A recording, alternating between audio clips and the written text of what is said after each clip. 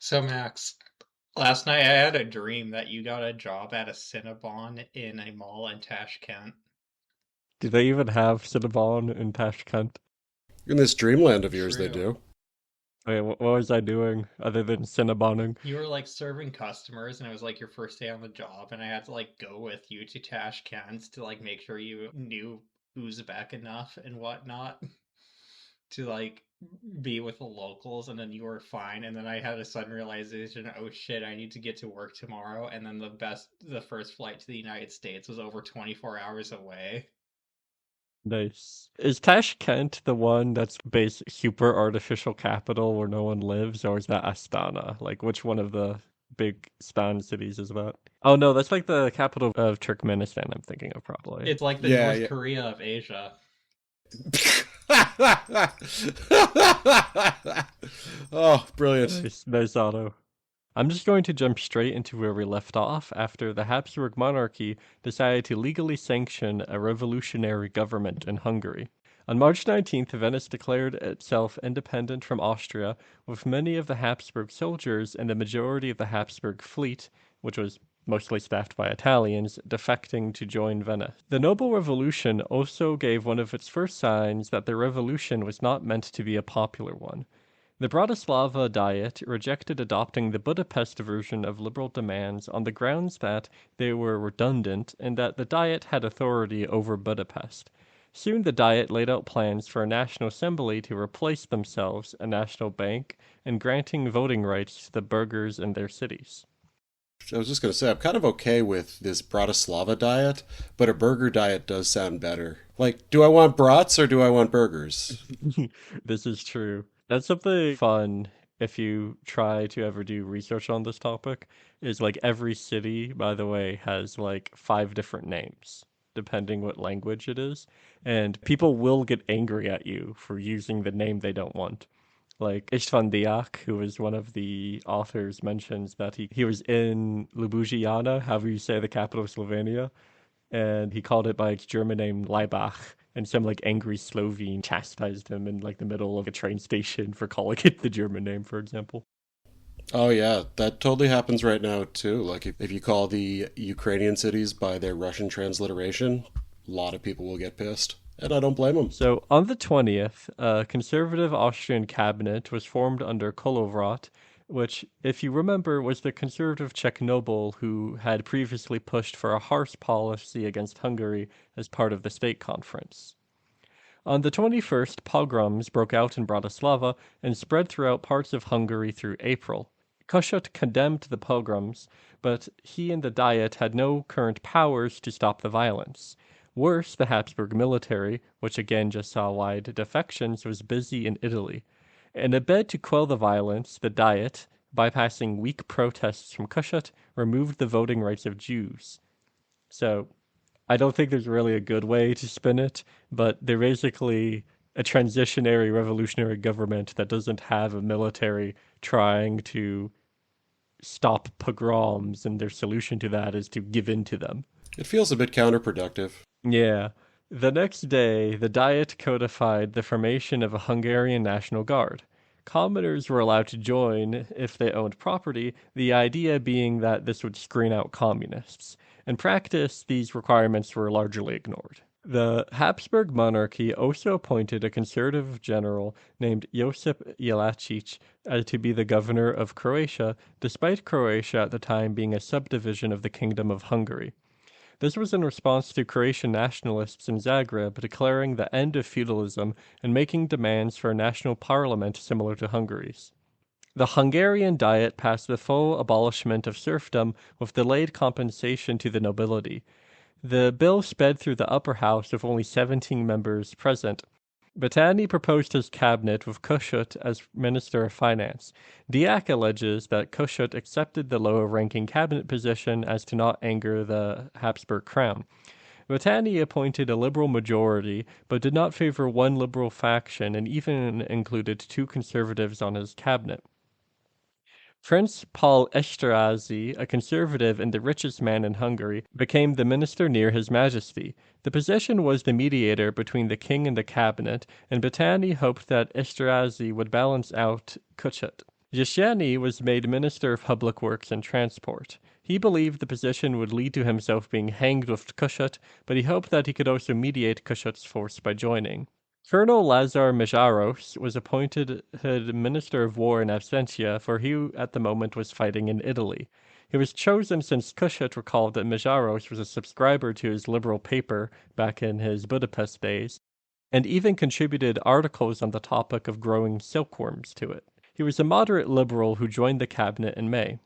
I just want to say I like the concept of a liberal political newspaper that just also has like silkworm growing tutorials. My assumption is part of the liberal reforms was they were promoting like capitalist industry.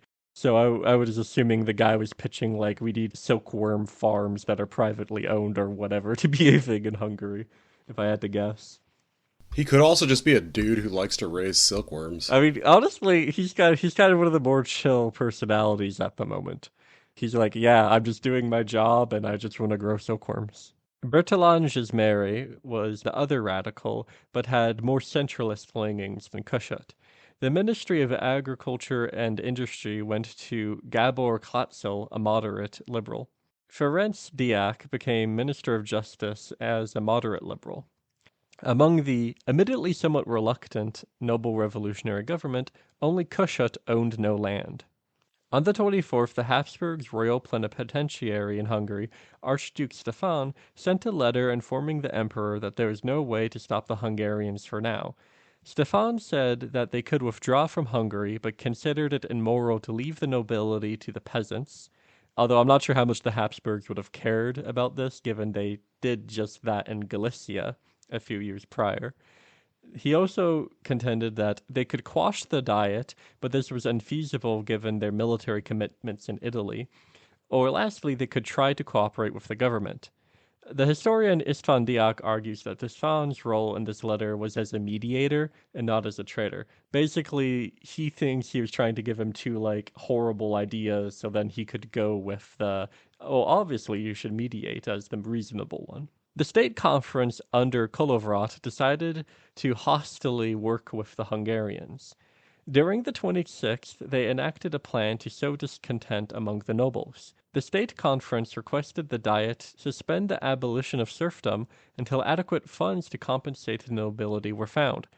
It was not an unreasonable strategy, as the bill had passed the upper house with only 17 people present, and many nobles questioned the bill for delaying compensation. Even one liberal delegate openly raged at Battani in the Diet, threatening to shoot him if there were no compensation. Wow, okay. Yes. The Prime Minister replied, That won't be necessary, because in that case I shall do it myself. Esterhazy himself even thought of petitioning the king to reject the bill, despite it coming from his own cabinet. This is as Esterhazy calculated his personal loss to be 500,000 gulden, equal to about 1,000 times the annual cost of living of a family of four in Vienna, or 2,500 times larger than the average annual wage of a worker in Vienna. Oh wait, this bill I wrote affects me? Never mind. I don't know if he was one of the ones that wrote it, but, he, as a cabinet member, hypothetically should be supporting his government's act. So, whatever wedge Vienna may have created through attacking the abolishment of serfdom was undermined by a second attack they lobbed at the Hungarians on the 28th. This time, the state conference wished to weaken Hungary's self-governance. Their extra demands included having Hungary contribute to national debt payments, rejecting any independent Hungarian treasury or army, and granting the Habsburgs wide supervisory powers over Hungary's government. This caused a rally around the flag effect, enraging the Hungarian nobility, including Battani, who was so angry at these that he almost resigned as prime minister. Whenever I hear the name Battani, I'm assuming it's someone saying botany very wrong. I'm pretty sure I'm saying his name very wrong. It could be said like botany for all I know. Kossuth demanded in a speech that the state conference's demands be rejected, as Hungary was no toy, no puppet, nor useless post office, and the Diet followed through. However, not everyone was happy with the Diet. On the 27th, a march in Budapest, led by Petofi's governing Committee of Public Safety, demanded the creation of a Hungarian Republic and the removal of the current cabinet. Their protesters began erecting barricades on the 29th. And on the 30th, Potofi declared a world revolution to a crowd of 20,000 in front of the National Museum. In response, the state conference summoned Hungarian leaders and dropped almost all of their demands put on the Diet. Importantly, they still wished for Hungary to have no independent army from the Habsburgs. The edited demands were cheered aloud when read in the Diet on the 31st. Kossuth boasted that, "Gentlemen, I am a simple citizen. I had no other power, no other influence in this world than which justice, instilled by God my soul, gave me.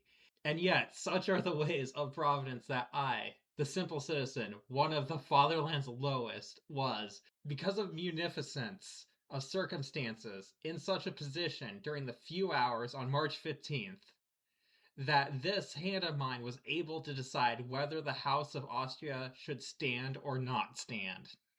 I find that quote kind of interesting because, ignoring his very grandiose boasting, it's a very interesting context where literally only the audience he's speaking to could he be called a simple citizen because, he's still a literate noble in a country where 95% of the population has different, worse legal rights than him. But he just so happens to be one of the poorest of that upper 5% social group. I mean, you ever been in a room where you're the lowest of the high? Oh, I'm sure I have been. I absolutely have been. It is weird. Mm-hmm. The radicals in Budapest celebrated the announcement as well as Kossuth's success in standing up to the monarchy. Their movement became subsumed by Kossuth's. On March 31st, the Diet also finalized their plans for Hungary's next stage of governance. There would be a permanent parliament in Budapest that conducted business in only Hungarian. Suffrage extended not only to the nobles, but most men born in Hungary, at least 20 years old and free from their parents or master. Religious education and economic requirements restricted suffrage from Jews, domestic workers, landless peasants, and the urban poor. In total, suffrage was extended to 6% of Hungary's population, the most in Hungarian history until after World War I. Here's another example of how this revolution is very much a noble revolution and not a widely inclusive one. That's kind of what we did here. This is true, although I think the American Revolution was more expansive than this, but maybe I'd say one order of magnitude more, not immensely more. Yeah, because I think a lot of what we see with the American Revolution is ultimately the exploitation of kind of the lowest classes for the benefit of the highest classes. And that's one thing to note is our election system relied on property requirements to vote too. And it wouldn't be until slowly through until the 1840s, roughly, the time period we're talking about, that the property restrictions to vote actually got stripped away. And we actually reached the point where in the US where it was universal male suffrage, more or less. Universal white male. Yes, thank you. In a surprise move, the crown even allowed Hungary control over the military frontier, a special administrative region under the Habsburg military, with splotches stretching from modern Croatia to Romania. As the region was the buffer with the Ottoman Empire, the Hungarians had to agree to no changes in how the military was controlled and functioned, however. At the end of March, many in the Diet felt that they were rapidly approaching their goal, a new liberal Hungary ruled by the Hungarian nobility. It was soon time for consolidation, and the revolution was soon to end. Emperor Ferdinand arrived in Bratislava to approve the Diet's reforms on April 10th, and they are now remembered as the April Laws. The emperor closed the Diet with, "I wish from the depths of my heart the happiness of my loyal Hungarian nation, for I find therein my own." Kossuth joined the new government not only as its finance minister, but also the government spokesperson in the assembly. He faced serious challenges. The budget was almost non-existent, set at only 500,000 gulden, or remember the same amount that Esterhazy calculated he'd lose from the end of serfdom. Tax collection was disturbed from peasants being freed from their dues and needing to figure out how to tax nobles. He had to account for a stipend for the king, pay the government and army, and contribute to debt payments. Kossuth's first major move as finance minister would be a state loan drive to try and help receive more funds, but it largely failed. And what I think is a sign of their overconfidence, the Diet largely shifted to the nationality question in April, spurred by reports of nationalist movements fomenting in Slovakia, Serbia, and Croatia. The Liberal government viewed quests for self-determination as reactionary. Kossuth provides an example. The true meaning of freedom, he told a Serbian delegation, is that it recognizes the inhabitants of the fatherland only as a whole and not as castes or privileged groups, and that it extends the blessings of collective liberty to all without distinction between language or religion. The unity of the country makes it indispensable for the language of the public affairs to be Hungarian. Which I love that non sequitur. It's like, we cannot make any distinctions between language or religion. That is why we're making, the distinction that you all must speak Hungarian. So, on April 12th, the government requested that Hungarian troops in Galicia be moved to prevent unrest in Slovakia. They were to be replaced by a Polish regiment that would liberate the peasants and eventually grant Galicia its own constitution, showing for the first time the Hungarian government concretely planned on implementing its reforms onto non-Hungarian parts of the kingdom. In particular, the Hungarians believed that Galicia would serve as the starting point for a Polish state to counter Russian pan-Slavism. Another persistent challenge was ongoing labor action from March to July in Budapest. Low-ranking workers demanded guild suppression and a maximum workday of 10 hours. The government dispersed the strikers by force, but instituted reforms such as an 11-hour day and higher overtime pay. Collective bargaining rights were granted to press workers to keep them on the government side. Imagine how parked that workday has to be. So parked. So parked. I know, it's like from earlier, it is technically an improvement because the workday could be 15 hours long. On the bright side, it doesn't come at the opportunity cost of playing video games like it would today. Yeah, but then I gotta go to church. So April 24th saw 10 Jews killed and 40 injured in Bratislava during one pogrom. The government, now established, debated what to do. And again, for reference, this means that the pogroms had been going on for a month before they finally decided to do something concrete about it. Battani and Kossuth were both against the pogroms, but Kossuth argued that they should not push for more Jewish rights as it might embolden attackers. They decided to send in the army, but violence against Jews continued wherever the military was not present. In the end, they decided to expel the Jews from Bratislava in 24 hours, followed by other cities.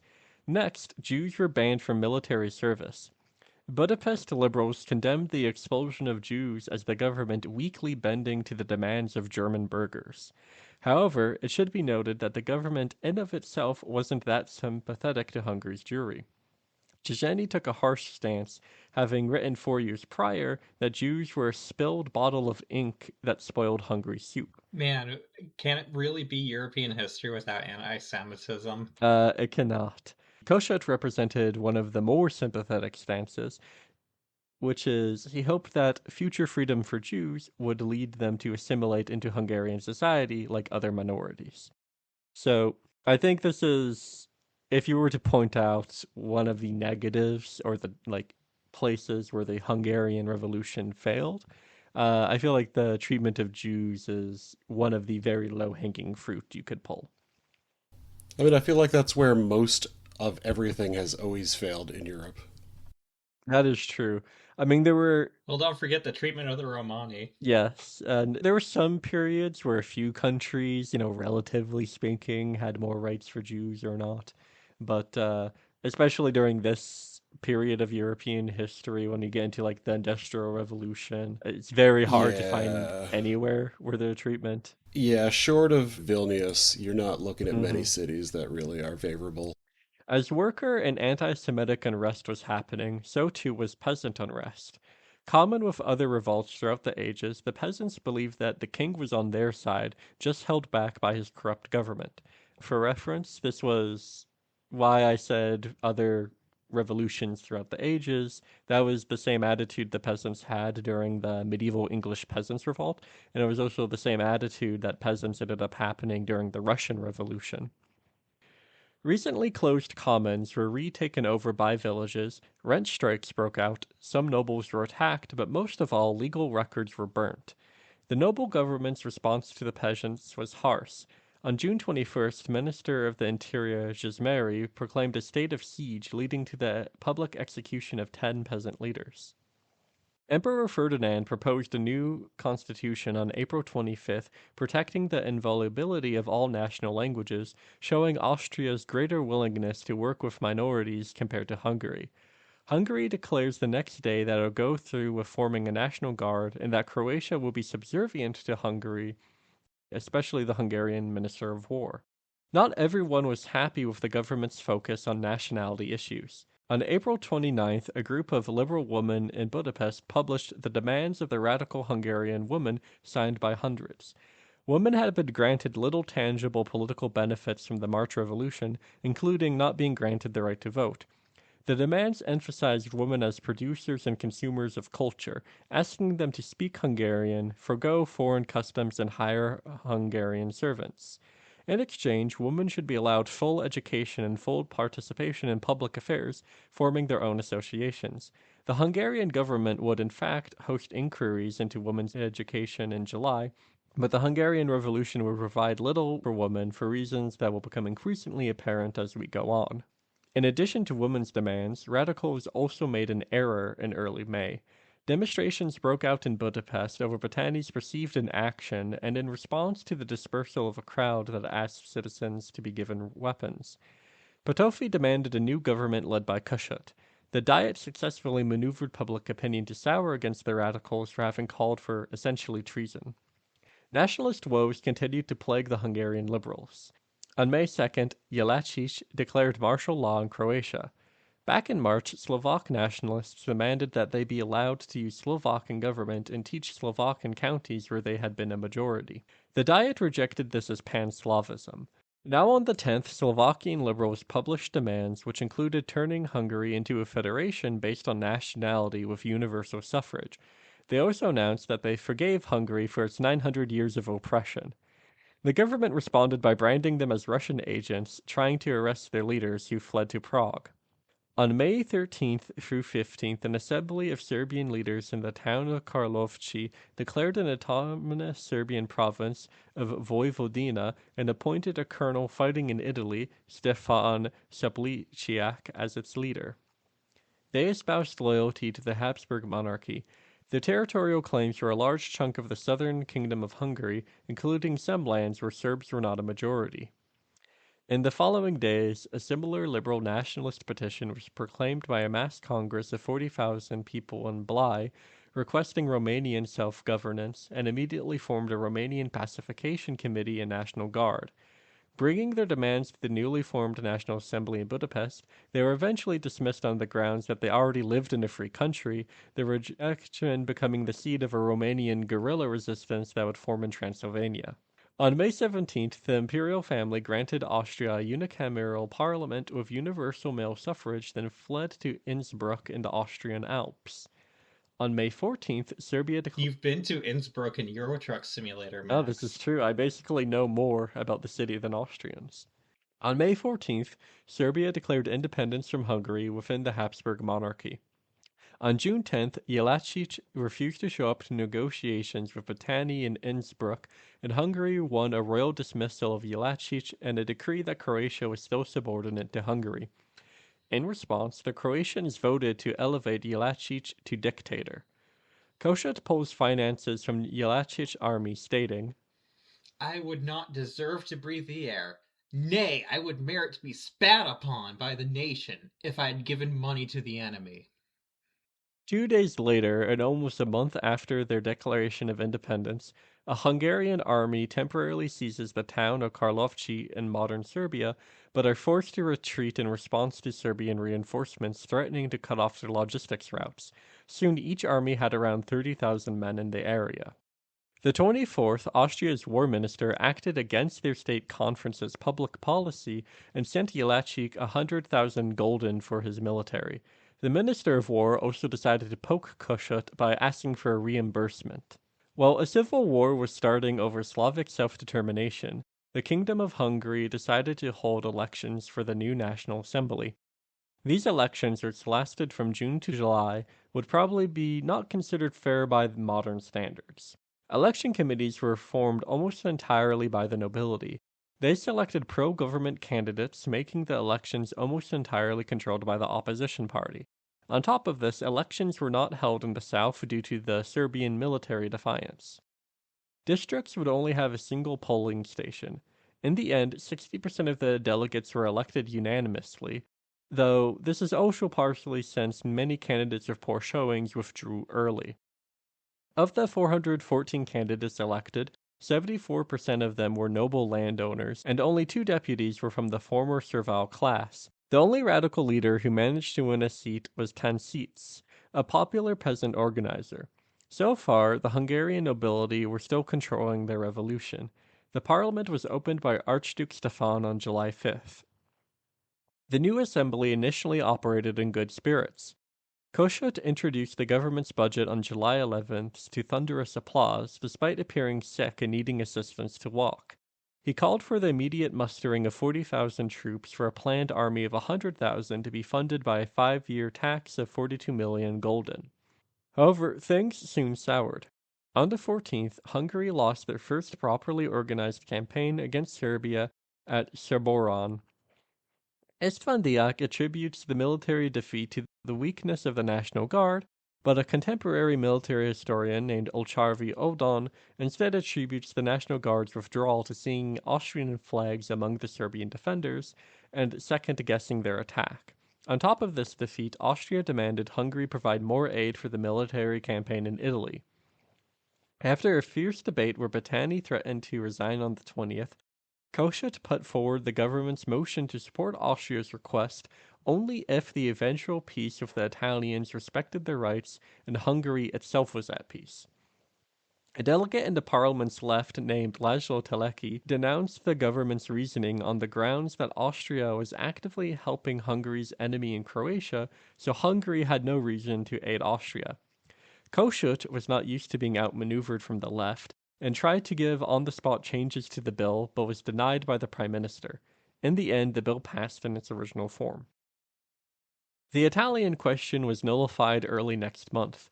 Austria fully had the military upper hand, and Diak points out that unlike the home front, the multi-ethnic Habsburg military stayed unified as it marched into Milan on August 6th. The situation in Italy was so decided that later that month the Hungarians voted to keep their new 40,000 troops at home. The revolutionary spirit by this point had died down in Vienna, and the Habsburgs returned to their imperial capital on the 12th.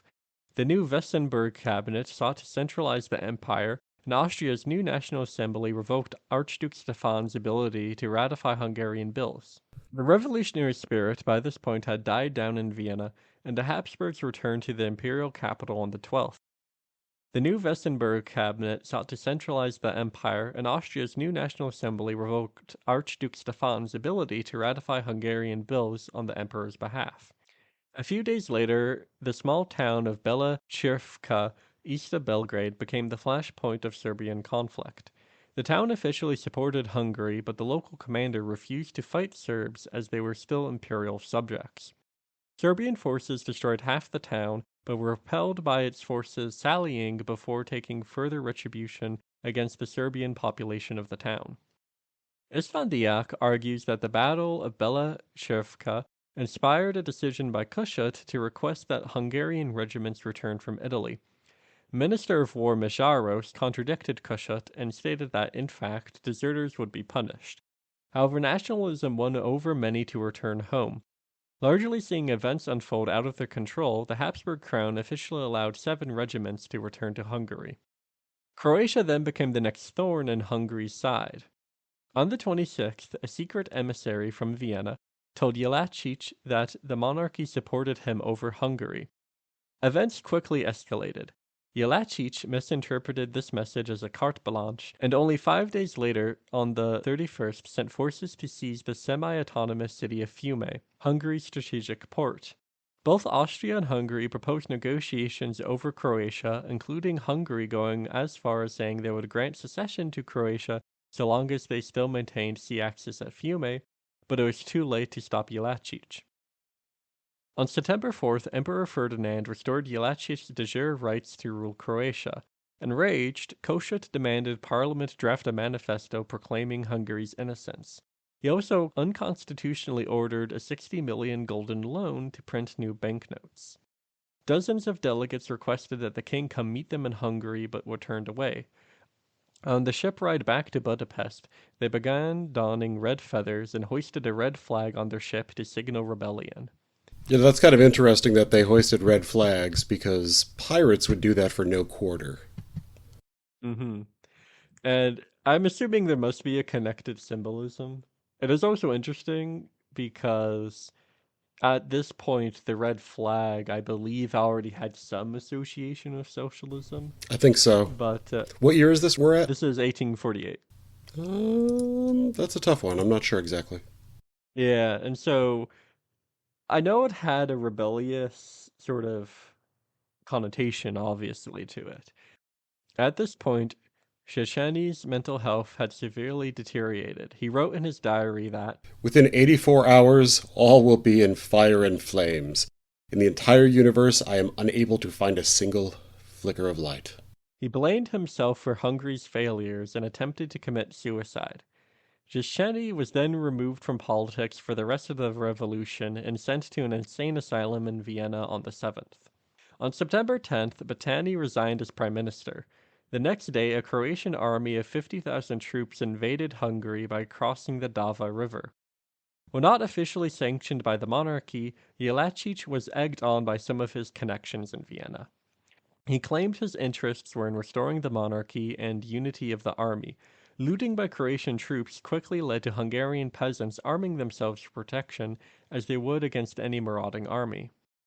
Political chaos refused to end in the capital. Archduke Stefan denied several offers to be crowned by the liberals as king, then confusingly tried to seize control of the government anyway and demanded reinforcements be sent to Budapest. The National Assembly declared his actions unconstitutional, and in a change of heart, Battani was convinced to postpone his resignation. His new emergency cabinet included only moderates, even booting Kossuth off it. Kossuth, not one to miss a media opportunity, boasted that returning to being a mere journalist meant that he was no longer tied by the shackles of ministerial collegiality. I have been freed from the suffocating fumes of court intrigues. Grant me only 1 week's rest to restore my somewhat crippled health. I just want to note, I love the text that I got from Nick saying, "So Hungary, this diet sucks." Sweet. Battani ordered Archduke Stefan to lead Hungary's troops, as well as ordered the people to resist the invaders. Stefan agreed, but the latter proved difficult. Desertions, particularly of German speakers, wrecked the Hungarian regulars, who were left as only 6,000 strong and comprising 2 regiments of hussars, 4 infantry battalions, and 2 artillery regiments. Despite being a backbencher, Kossuth was still immensely popular at the assembly, which widely approved one of his motions to send 3 of their own to follow the Archduke's army on the 15th. In an appeal to peasants, the House also voted to remove a tax on vineyards. Kossuth then found a way back into power. On the 21st, at his suggestion, the House appointed a permanent committee of 6 members to advise the cabinet on the war, dubbed the National Defense Committee. Kossuth and a radical majority were elected to it. Also on the 21st, Archduke Stefan met with Jelačić at Lake Balaton to negotiate an armistice. Stefan invited Jelačić onto his steamboat, which he refused, fearing an ambush. In return, Stefan refused to soil his title by disembarking to meet the general on land. Jelačić offered to meet using rowboats, but there was only one. The Archduke rejected the idea and negotiations were put off. Stefan also had received orders from the emperor to not fight the Croatians, so after negotiations failed, he returned to Budapest and resigned on the 23rd. Which I have to say, that's like an amazing way for a war to not be prevented. Rowboats? Yeah, it's just because the guy didn't want to get in a rowboat. Yeah, they can get it. In the wake of this, Kossuth rallied a mock army of 10,000 commoners and marched south. Soon his army largely dissipated as they ran into no Croatians and got bored. Emperor Ferdinand had his own plan to contain the situation. He ordered one Count Ferenc Lamberg, head of all Hungarian armies, and asked the conservative politician Baron Miklós V to form a new cabinet. The idea was that such a king-appointed force would quickly end hostilities by stopping Jelačić. But the idea was declared unconstitutional by the National Assembly by unanimous vote, as the order was not co-signed by the Prime Minister. Vey, moreover, was declared a traitor, with signs for his arrest plastered all over Budapest. Vey, somehow not deterred by this, decided to enter the city disguised as a civilian. He was caught on the Danube Bridge connecting the old city of Buda to Pest, and subsequently apprehended, beaten, and murdered by an angry mob. Kossuth and the assembly denounced his death and branded it as caused by those who usurped the emperor's authority by sending him. Another battle occurred on the 29th. The Hungarian army, led by General Moga, dug in 30 miles outside the capital on an isthmus between two lakes. Largely thanks to the narrow marshy terrain and a professional regiment of Czech cannoneers, the Hungarians managed to keep the Croatian assault at bay for 2 hours before the attackers decided to call off the battle. On October 1st, the Hungarians were denied negotiations by the opposing side, and Battani resigned as the emperor wanted him to sign off on his own replacement, a general named Baron Adam Rezé. Rezé decided to sign his approval of appointment himself. Even more instigating, the crown appointed Jelačić as the new royal plenipotentiary and commander of Hungarian armed forces. Parliament was to be abolished. Anyone who resisted these measures was to be considered a traitor to the crown. As the royal vice tightened on Budapest, another Hail Mary came to the revolutionaries' aid. The Viennese were still upset at their current material conditions. Moreover, fears of counter-revolution erupted when it became known that the Minister of War had ordered Austrian troops to Croatia's aid. A revolt broke out in Vienna, even being joined by a liberal military regiment. The Viennese drove the military from their city and lynched the Minister of War on a lamppost. This time, the Habsburgs fled from Austria entirely to their Czech holdings. Austria's abandoned Minister of Finance desperately put aside some money to send to Jelačić, while the citizenry forced him to redistribute the money to themselves. On October 7th, the Hungarians successfully defeated the Croatians again at Ozora, and on the 10th, the pursuing Hungarian army reached the border with Austria between Lake Furto and Bratislava. Kossuth ordered the army into Austria as defenders of the fatherland if Viennese officials offered them an official invitation. However, Hungary's representative in Vienna could not find a suitably moderate backer, as both sides did not want to be seen as going against the emperor. Kossuth would even arrive at the army with 13,000 new volunteers, but no action was taken. The Hungarians' hesitation to enter Austria has come under immense scrutiny, including by Friedrich Engels, who, with Marx, formulated many of their ideas on revolution from examining the events of 1848. Engels' critique centered on the idea that instead of joining their revolutionary allies, the Hungarians let counter-revolutionary forces under Prince Alfred Windisch-Graetz organize a resistance. In fact, boosted by the recent emancipation of the serfs, Prince Alfred Windisch-Graetz had cobbled together a mostly peasant army of 70,000 and now lay siege to Vienna. On October 28th, Vienna was ready to surrender when suddenly gunfire from the east was spotted. It was now the Hungarians' time to deliver Deus Ex Machina. An independent Hungarian army was marching on Vienna for the first time since the 15th century. Unfortunately for the Hungarians, their arrival was indeed too late. Their similarly ragtag army clashed with the peasant forces on the 30th and fled at the first volley of artillery. Both sides suffered few casualties, but General Moga broke his leg after falling off his horse and resigned. On the 31st, Windisch-Graetz opened fire on Vienna and violently stormed the city, later executing 7 revolutionaries. During this time, more and more of the National Defense Committee's burdens were given to Kossuth by its other members. Kossuth promoted a cavalry officer named Arthur Gogori to replace Moga. He directed new loans, government commissioners, and the fate of prisoners of war. On that latter point, soldiers were sentenced to forced labor while officers were given parole. A nascent war industry also developed, reliant on foreign volunteers. And one egregious example, Hungary's entire population and modern cartridges depended on the know-how of a single Frenchman. To step outside the chronology for a second, the Hungarian war industry was surprisingly successful. Towards the war's end, they mustered 170,000 men in total. Most had proper muskets, both locally made at 500 a day, donated, and obtained from seizure. They also had uniforms produced by Hungary's small textile industry, and soldiers rarely faced food shortages. Now in control of Vienna, Vindisch Greats appointed his own brother-in-law, Felix zu Schwarzenberg, as Prime Minister of Austria. Schwarzenberg was ideologically an odd match, as he rejected Habsburgian pan-ethnic conservatism for German nationalism. As Vindisch Greats consolidated control through November, the Charge d'Affaires of the United States, Sir William Henry Styles, offered to mediate an armistice between Vienna and Budapest. The Americans' first attempt at entering Habsburg politics on behalf of Hungary was turned down on the grounds that the Empire expected Hungary's unconditional surrender. The situation for the Hungarians deteriorated further even within their own kingdom.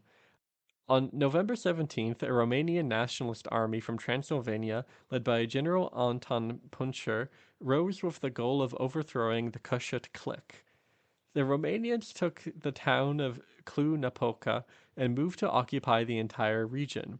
In response, Kossuth appointed a small army of a few thousand men under the Pole General Joseph Bem, who managed to win battles and keep the Romanians from attacking the rear, but without being able to reoccupy any of the province. On December 2nd, Vindisch Greats and Schwarzenberg moved to do one of the most infamous acts of their reign. They argued that a new emperor would not be bound by the same liberal legal commitments that Ferdinand entrapped himself with, and successfully pressured the emperor to abdicate the throne.